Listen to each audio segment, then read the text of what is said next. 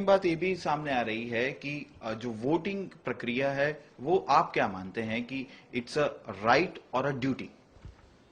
एक बार महात्मा गांधी जी को एक सवाल पूछा गया था कि व्यक्ति के मूलभूत अधिकार क्या है। तो महात्मा गांधी ने बड़ा उत्तम जवाब दिया था। उन्होंने कहा था, व्यक्ति के मूलभूत अधिकार नहीं होते हैं, व्यक्ति के मूलभूत कर्तव्य होते हैं। और जब हम अपने कर्तव्यों को निभाते हैं तो अपने आप दूसरे के अधिकारों की रक्षा उसमें निहित होती है। सबके अधिकारों की रक्षा उसी में है कि आप अपने कर्तव्यों का पालन करें। अगर हम अपने कर्तव्यों का पालन करते हैं तो लोकतंत्र की रक्षा भी उसी में है। और इसलिए ये विवाद का वो मुद्दा नहीं है। रियलिटी ये है, जैसे आप रेलवे स्टेशन पे, बस स्टेशन पे लोगों को कहो भाई कतार में खड़ा रहना चाहिए, क्या ये नागरिक अधिकारों को छीनने का काम है क्या?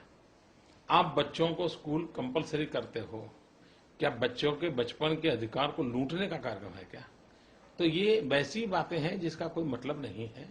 दरअसल ये है कि अब तक तो हमारे लोकतंत्र में एक कमी महसूस होती है।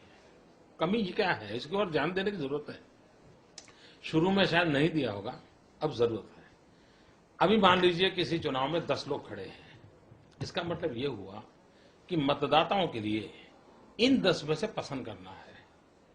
हम उसको पसंद करने के लिए मजबूर करते हैं, कंपेल करते हैं। और उसको अगर 10 पसंद नहीं है तो कोई स्कोप ही नहीं है।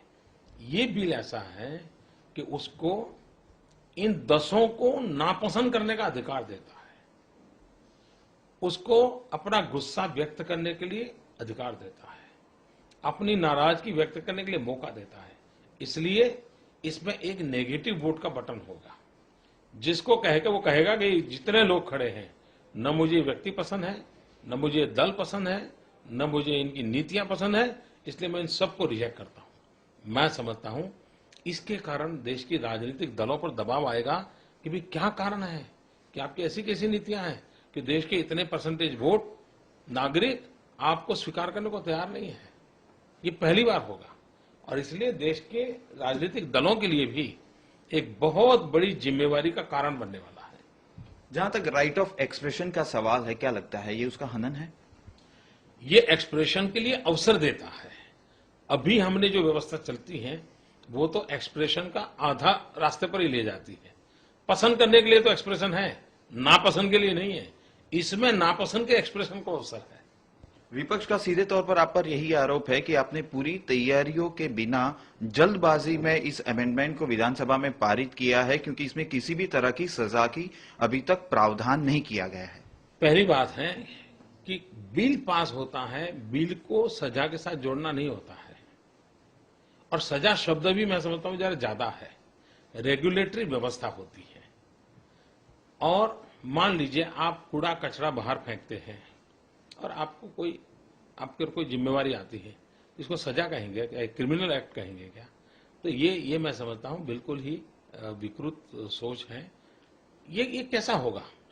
सब लोग बैठेंगे, सभी दल के लोग बैठेंगे, सब अपने सुझाव देंगे कि भाई इसके लिए रेगुलेटरी व्यवस्था क्या हो। जैसे जैसे मान लीजिए इसमें तय किया जाए कि भाई आप अगर नई कार खरीदने जाते हो तो आपको पिछले चुनाव में वोट दिया था कि नहीं, उसका पर्चा दिखाओ, आप खरीद सकते हो।